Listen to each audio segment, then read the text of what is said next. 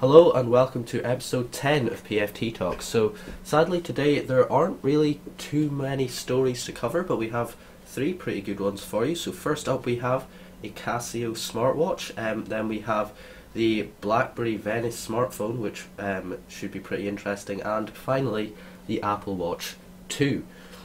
Starting off with the Casio smartwatch. Now in the past we have seen some kind of smartwatch type things from Casio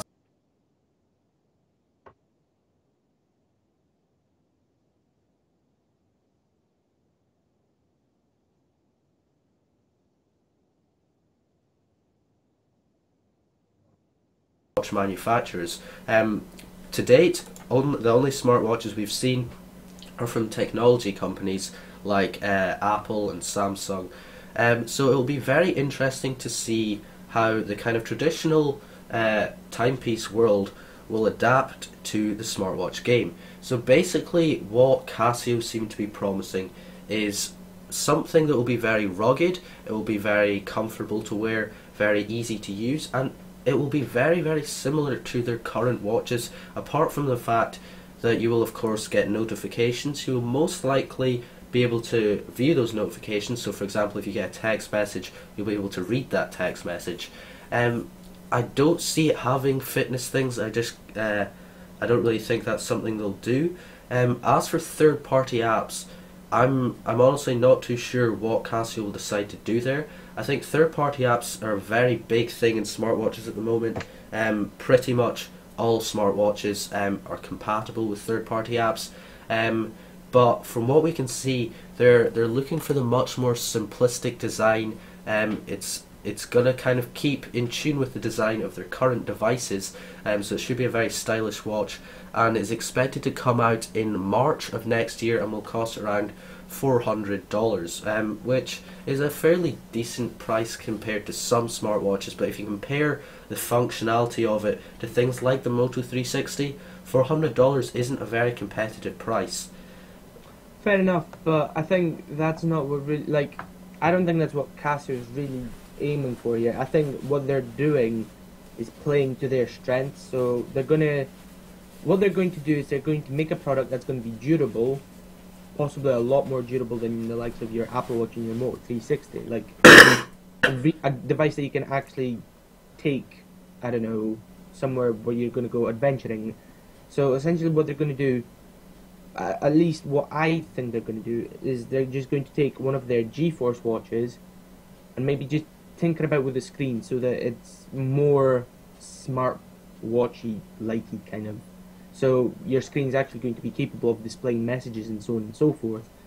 But they'll stick to what they're good at, making devices that are durable, that are going to last you for ages and ages. They're not going to break on you, and they're going to be really comfortable to wear. And I think, in comparison to the other smartwatches that are out there, personally, I think it's going to be a much more of a classier design than something like the Moto 360, which kind of stands out a lot more from the crowd of other watches. I mean, if you compare it to like a Tissot watch or a Swatch, there's a big difference there, and I think Casio's going to have the edge on everybody else. Yeah. I mean, this is going to be a very traditional watch compared to other smartwatches. I think it's going to be very interesting to see how kind of smart they go with it. I don't know if that sounds weird, but like... Yeah. How much they bling it up, how far will they venture out with their technology, how far are they willing to come out of their shell. Yeah. Because technology companies had to go a long way to downsize their technology to put it into a watch. Whereas Casio are coming from the other end, they have to reach out to the technology to bring it into the watch. So it's going to be interesting because they're, like I said, they're coming in from a totally different angle. So it's going to be interesting to see what they prioritize. Yeah, I think the input method is also going to be very interesting because, of course, on all current Casio watches, you use the buttons around the side of the watch, whereas on all current smartwatches, you use a touchscreen. So it's going to be kind of interesting. I don't see them putting, for example, like a full high resolution coloured screen on there. I doubt you'll be able to view photos and things like that. I think it's purely going to be notifications. Yeah, I think if I think it's going to be a good device if Casio sticks to the basics. If they make sure that the device is still kind of rugged and has good battery life, people will, forgive them for not having Yeah. the best screen that you can possibly have. It doesn't matter if you have, I don't know, like a grayscale screen or a whatever. As long as you get your notifications and so on and so forth on your watch, people are still going to be happy with it. In terms of touchscreen, I don't think a touchscreen on your watch is the best idea. Personally, I think if they stick to like a 4 or 6 button scheme, I think it should be okay. Yeah. But what worries me is what kind of OS are they going to be able to run on it? Because I don't know if you're going to be able to run something like Android Wear without touchscreen. From what we've seen, it's going to be their own operating system. It's not going to have any. It's not going to be very advanced at all. The problem with that is how are you going to get third-party apps running on it? Because we know that products to be successful need third-party support. That's kind of the reason why the Apple Watch is so popular, is because you've got a lot of apps running on it. If the Casio smartwatch doesn't have that support, why would you buy it? Yeah, I mean, for $400, I think it really needs something that will separate it from the rest of Casio's basic watches. I don't think just the fact that you'll be able to see if you've had a text message, I don't think that will warrant the extra price. So I think they're really going to have to add some features. But it is really going to stand out from other smartwatches because of it.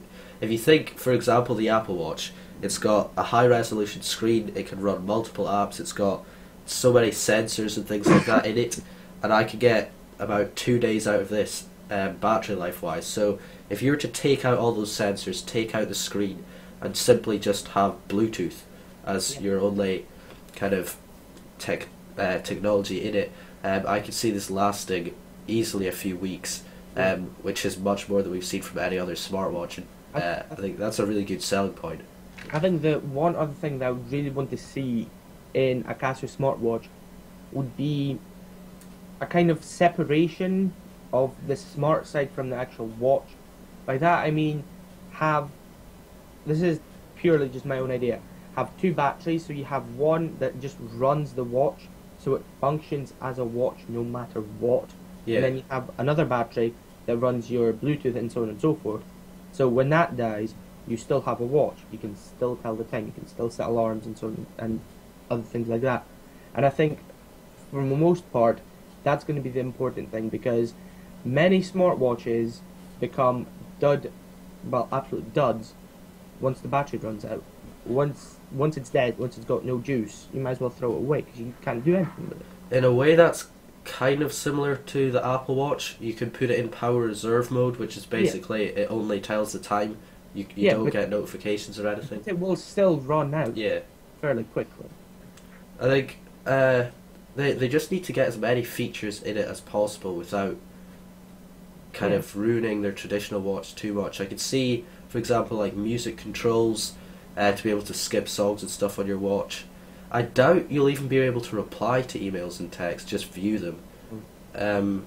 It'd be too difficult to do so, I think. Yeah, it's going to be very interesting to see what they can pull off. It's going to be interesting to see where they decide to strike the balance. Because this will be the first kind of major smartwatch from a traditional watch brand.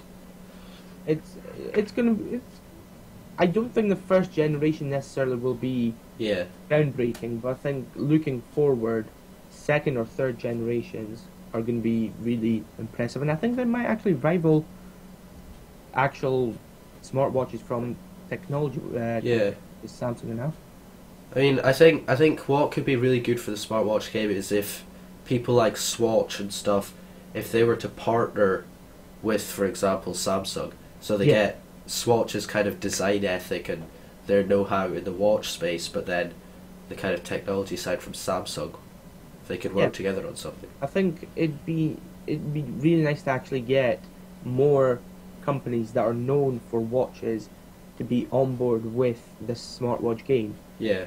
As soon as you get somebody like Tissot on board, or Swatch, or I don't know, someone like Breitling or Rolex might be pushing it a bit far because the device would be insanely expensive. But I think they would bring a different sort of expertise to the game, and I think the devices would immediately become a lot better, much more feature packed, and would resemble what we know to be a watch today. Yeah.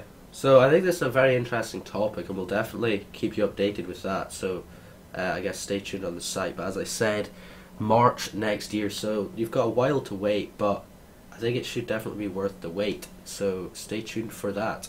So our second topic is again, well, to me at least, a very interesting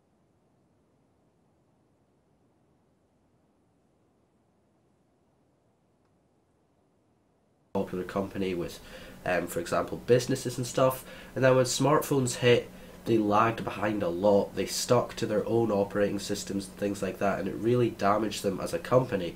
But they have been working on an Android phone, and these pictures, they look really nice. And I think this Android phone could finally bring Blackberry back up as a powerful player in the smartphone game, because of course in the past we've seen handsets like the Blackberry Z10, which were very nice phones, hardware-wise, design-wise. Simply the operating system let them down so much, and if these phones had, for example, a Google Play edition, I think they would have been extremely popular devices that would have sold many more units than they did with the Blackberry operating system. So from the pictures, we can't tell too much. You can see it has a very nice design. It's running what looks like stock Android, or at least very close to stock Android. It has similar speakers to the HTC One line, which are forward facing and should be brilliant for media consumption.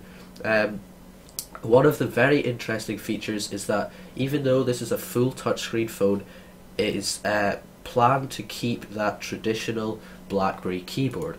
So it's a bit of a different technology that we've seen very few times before, and it's basically you slide out the keyboard from the bottom of the phone. We haven't really seen too many pictures of how this mechanism will work, but it will house that traditional Blackberry keyboard. I don't know how much space this will take up in the device, but it'll be kind of interesting to see how they make that work. So yeah, this will be their first kind of major Android handset, and I could expect this to be one of BlackBerry's most popular devices in recent years. It's nice to see that they're finally coming to their senses. I mean, the Android game has really run rings around what BlackBerry has done in the past few years. Devices such as the Z10 were impressive in terms of design, but when it came to the actual apps and, again, third-party support, it was crushed by the might of, well, Apple and Android, and to be honest, even Windows Phone. I mean, you know that I really like BlackBerry devices. I did think about buying the Z10 quite recently, but really, what has always stopped me was the fact that software updates weren't really that regular, and the lack of apps was something that really kept me from buying the device, because there are some apps that I use every single day, and I think I would really miss them if I didn't have them on my phone. But now seeing BlackBerry finally come back into the smartphone game in the way that it has is really encouraging. And this device, which I believe is codenamed Venice, I think, Yeah. is going to be really interesting. I'm not entirely sure about this slide-out keyboard. I think it's just going to bring unnecessary kind of weight and depth to the device that you don't really need. I mean, I can understand if you're a die-hard kind of BlackBerry fan that you've always been used to the keyboard, then fair enough. But I think what BlackBerry is really trying to do is kind of move away from that. I mean, they're still going to be producing devices with keyboards for those who kind of enjoy that sort of thing. But if you consider everything that's kind of gone on and the trends that we've seen in the smartphone game, ditching the keyboard would be a fairly sound idea. I mean, they have released devices with the same style kind of design. I mean, they did the BlackBerry Torch 9800, or Yeah. it was like what 4 or 5 years ago. It was a fairly popular device, but I think the world has kind of stepped away from keyboards. At least that's how I feel about them. I mean, ages and ages ago, I thought about buying a phone with a keyboard, but then if you look at the success of something like the iPhone, which doesn't have a physical keyboard, you really begin to kind of question their sense and judgment. I think it's one other thing that's really going to make or break this device is going to be the value that it actually provides, because BlackBerry hasn't been known for putting top-end specs in a device. So it's going to be interesting to see how fast the device is and essentially what it brings to the game. Is it just going to be a device that's going to be packed out with specs designed to conquer the S6 or the HTC M9, or is it just going to be another kind of below par effort in terms of specs, and it might come with a high price tag, it might come with a low price tag. I think all of these things are going to really contribute to whether this device is going to be popular or not. Yeah, I think one of the things with the keyboard is the fact that because this is a full touchscreen, well, it has a full touchscreen display and it's running stock Android, this will be so much different from devices BlackBerry have done in the past, and it will become very similar to devices that all other smartphone manufacturers make. And I don't think that's something BlackBerry want. They still want to stand out as a company. They still want to have unique devices that are BlackBerry phones. I think standing out in the market is a good thing, because you've got companies such as the OnePlus, which have been doing exactly that, Yeah. or Oppo, but they've done it in a way that's they stand out as a company because of their design features, but in the general scheme of things, they're still quite similar to all the other phones. Mm-hmm. Now, I think the way I see BlackBerry standing out would be to either get a custom skin, something similar to BlackBerry OS. I guess that would be a nice touch. But more importantly, keep the designs of the phones that they've had in the past. I mean, the Z10 was, to me, the perfect marriage of an iPhone and an Android device. If you kind of messed about with BBOS, you can get Android apps on it. So I think it was the kind of perfect fusion of the two. And I think if they keep that going with the kind of design, especially with the designs that we've seen, the Venice, is quite a good looking device. The technology that they bring in over from HTC, the kind of front-facing speakers, are really impressive, and I just hope they don't mess it up again, because I don't think there's going to be that much life in BlackBerry left after this if it goes wrong. Yeah, I mean, personally, I have a bit of a soft spot for any Android device that's running stock Android. I just think it looks much nicer than other skins. Yeah. It's going to get updated faster, and it should, in theory, perform better. Now, I think one of their big issues is the fact that for devices running Android, as I said, it is hard to stand out, because if you think about it, you have HTC, you have LG, you have Samsung, you have Motorola, who all make devices that have top-end specs and all run the same operating systems, all are a fairly similar size. So what is BlackBerry going to do that's going to kind of make you want the device in comparison to what LG, Motorola and Samsung can offer? It's going to be interesting to see how they can pull that off, but I think this could really be the device that kind of boosts BlackBerry back up. They're very close to going under, as far as I'm aware. But BlackBerry have always been a company that have made phones who are kind of more aimed at the business people, and I believe the CEO was quoted a few weeks ago saying that he would be extremely happy to run Android as long as they could make it secure. So I think while this will be very close to stock Android, they're going to make a lot of features to kind of equip it better for business use. So this could mean it has, for example, dual SIM cards, or better virus protection, or better support for emails and things like that. I'm not too sure how that's going to work. I believe on BBOS, did they not have two separate profiles on your phone? They had one where you had your personal stuff, and then you had one for your business stuff. But The thing is, there isn't that many ways that you can customize an Android device to be more business friendly. Yeah, I mean, there's only so many security features that you can put on. You can have a fingerprint scanner, which, to be honest, is really becoming quite a standard right now. So, it's going to be difficult for BlackBerry just to see what they end up doing. Um, you know, becoming part of the muck that's kind of the Android kind of market. It's going to be interesting to see what they decide to sacrifice to stand out and what they decide to keep keep within limits. yeah. Android I mean, like, if you think about it, most of the major Android manufacturers in the past have had their own special features integrated into Android. So, for example, Motorola have the feature where you shake the phone and it opens the camera. Galaxy have well, they've got an unbelievable amount of features, and you've of course got the Edge and things like that. LG have Knock, where you double tap the screen and it turns on, things like that. So it's going to be, I don't see them going full stock Android. I think they'll definitely make some of their own changes to this, but if they keep it as close to stock Android as possible, that means the device is going to be much smoother and it's going to get updates much faster, which is a good thing for everyone. Yeah. Um, business features, I think the thing with business features is it doesn't necessarily make the device much better to use for business. It just makes it easier to sell to companies who want business phones. Because, Yeah. I mean, really, how can you make a smartphone much better for business? It has emails, it has calls, it has texts. If anything, I guess they're gonna have to keep their own features in terms of that. They're gonna have to keep BlackBerry enterprise servers.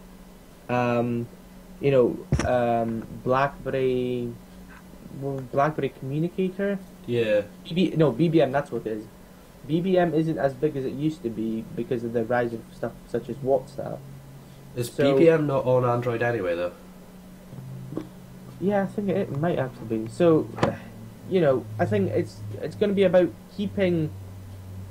It's going to be more about keeping their old customers, the ones that have stuck with BlackBerry enterprise servers, and all the other features that BlackBerry sold to companies, about 10 years ago with the BlackBerry curves and so on and so forth. And, attracting new customers is going to be really difficult for them. So that's, again, like with most things in life, it's going to be about striking a balance, not making the device too focused on kind of one area, making it much more accessible, much more, broadly spec. Obviously they can't forget about their enterprise customers because that'll be the end of them. Yeah, Because, I mean, I don't really know much about the whole enterprise side, but from what I can see, in the past, BlackBerry were always at the top of the game, but now, generally, if you see businessmen and things like that in a work environment, they're usually using iPhones and iPads, and Apple do seem to they've taken the throne away from BlackBerry, so I'm assuming they'll want to kind of win that back. Apple just took away the kind of design advantage that BlackBerry had. Now it's gone. BlackBerry doesn't really have a leg to stand on in that kind of market. Yeah, I mean, this is kind of the last ditch attempt for BlackBerry because they've really been going down a lot since they're kind of the days where Since they launched Android, really. yeah, basically since the kind of since the smartphone essentially BlackBerry never really evolved. They just stuck with the basic keyboard device. When the iPhone came out, there were two main companies that didn't really react to it. You had Nokia, who are pretty much gone as a company, and BlackBerry, who, well, are pretty much gone as a company. Yeah. So, I'm not too sure about a release date on this device. Yeah, I don't really know a release date, but from the leaks we've seen, it looks fairly kind of close to being finished, so I would expect to see this in the fairly near future, and we'll be sure to keep you updated on that. But next up, on our final topic today, is the Apple Watch 2. So, of course,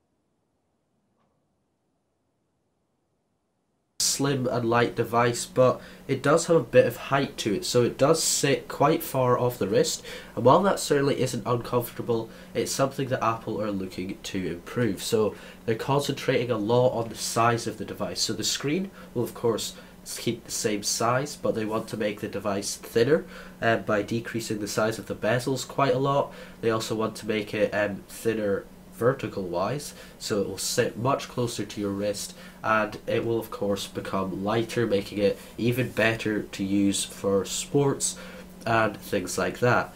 Now they've also been putting a lot of focus into battery life, because Apple really want to kind of compete with the traditional watch market. And I'm sure you know, if you buy a traditional watch, it lasts you for years before you need to improve the battery.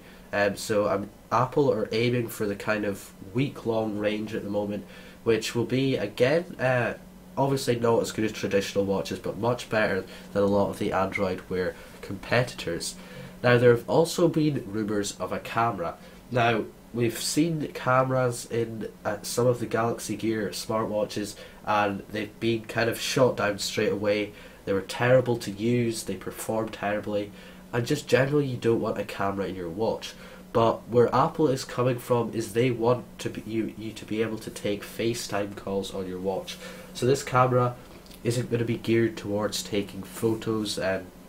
It's simply, I mean, you will probably have the ability to take photos, but it's going to be geared towards FaceTime calls. Now this means it'll probably be a terrible camera. It'll be extremely low resolution, and it may be placed on the front of the device above the screen or something like that.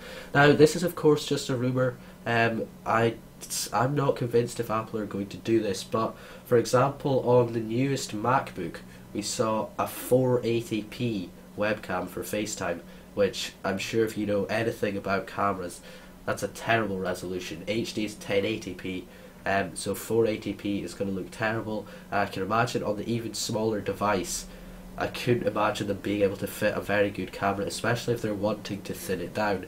There was also rumours of them adding another tier. So for example, you have the Sport Edition, which is about £300. Then you've got the stainless steel regular Apple Watch, which is I believe around £400 or £500, and then you've got the huge leap to the Edition, which is £10,000. So Apple were rumoured to add in a kind of third tier between the regular Apple Watch and the Edition, which would again be a lot more fashion conscious. So I don't know, it will be kind of interesting to see how they go there. I think the camera is definitely an interesting place to watch. I wouldn't have predicted Apple to add a camera. I don't think it's really a good addition to a smartwatch, but I definitely think the kind of thinner, lighter device with that longer battery will make it much more appealing.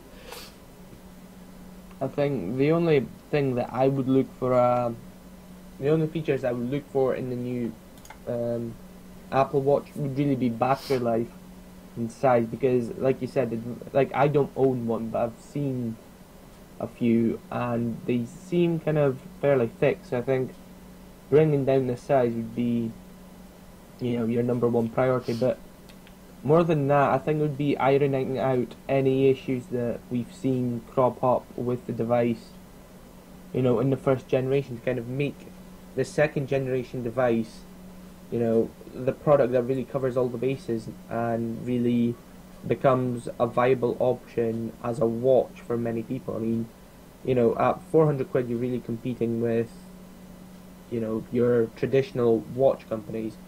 So it's going to be interesting to see whether it's finally a product that's not kind of just a leap of faith, that it's more than that. It's a watch that you can truly use every single day for, you know, taking calls and texts. Yeah. In terms of the camera, I don't know. To me, it doesn't really make that much of a difference. I mean, you can put it in there. It'll be a nice gimmick, but would you really see yourself taking a FaceTime call on your watch if you have your phone with you? Yeah. You know, there's little things like such as that to be sorted out. But I guess if Apple just continue doing what they're doing, the device is going to be successful anyway. Yeah, I mean, for the kind of size of the Apple Watch, it does stick off the wrist a lot, but it's extremely light and it feels really good on the wrist. You don't notice it's there. It's not uncomfortable at all, but I think it would sit a lot snugger if it was a lot of a thinner device, and I believe that would make it much more kind of good looking, and it would make it appeal to a lot more people. So I think the design aspect is where I'd like to see them put a lot of the focus, because of course they are selling this as a fashion device, so you do want it to look good. I think the bezels are definitely something they can improve on. That's one of the reasons. I mean, I generally prefer black products, but I couldn't have gone for the silver steel or the white aluminium, because it really makes the bezels on the side of the screen stand out, because they are actually fairly big. So yeah, I think if they can do that and improve the battery life, it's going to make it an even better smartwatch. Because I mean, even though they had been working on the Apple Watch for quite a while, it's still almost a beta device. Apple had never ever launched a wearable device before. I think they're definitely going to take in a lot of the feedback and kind of just refine it to make a more a more finished, polished device. That they're just kind of work out some of the kinks. And I think it's going to be the same kind of jump that we saw from iPad to the iPad 2. It's going to be roughly about the same kind of jump. You know, your iPad 1 was fairly chunky, didn't have a camera, was fairly slow. Then you jump to the iPad 2, it was thin, it had a camera, it was quick, and they've kind of had the same design since. So I would expect to see that kind of jump from first gen watch to second gen watch.